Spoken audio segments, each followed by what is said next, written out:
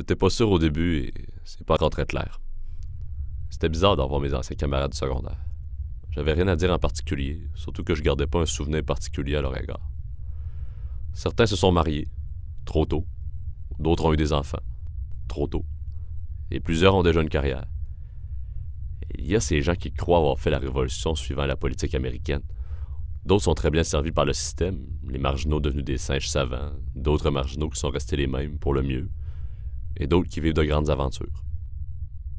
Ces moments où tu es avec quelqu'un qui est incapable de dire plus que 3 mots par phrase et que tu essaies de lui faire parler, parce que ne parler que de soi donne cette impression d'être narcissique, eh bien, ça doit être l'enfer, ça.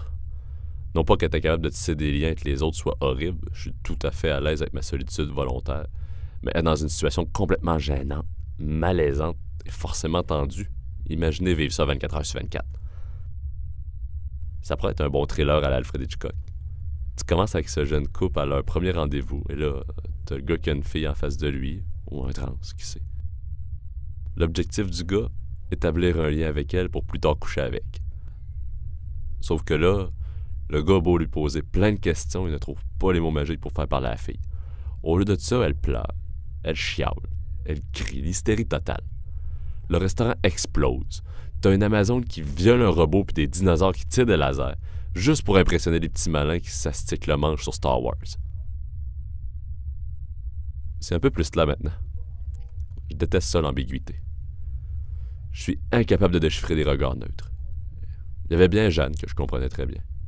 Elle était directe au début, mais elle a fini par me considérer juste comme un ami. J'étais peut-être trop gentil. Elle a dû flairer mon jeu assez rapidement et je n'ai pas eu le temps de saisir ma chance. J'aurais dû être un peu plus salaud.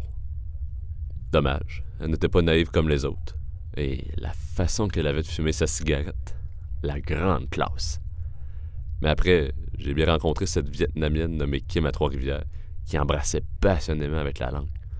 Ce n'était pas mignon ni vulgaire, c'était passionné et vrai, donc beau. Une fille qui dégageait une belle intensité sexuelle, comme la musique rock. Pourtant, ça n'a duré qu'une soirée ou deux. Merde, j'aurais probablement dû insister. Et me voilà ici, dans une soirée où je passe inaperçu avec des gens plutôt agréables. Mon plaisir d'hiver, quoi. Je ne sais pas si je dois être ici ou ailleurs, ce n'est pas très clair mon affaire. Il y a bien une fille qui ressemble à Jeanne et Kim à l'intérieur. C'est juste assez pour me convaincre de rester.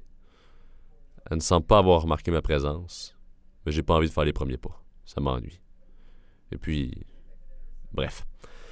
Je ne sais pas. À force de trop fantasmer, j'assume mal mes faiblesses et je deviens comme un petit fantôme blanc ou un grain de sable dans l'univers.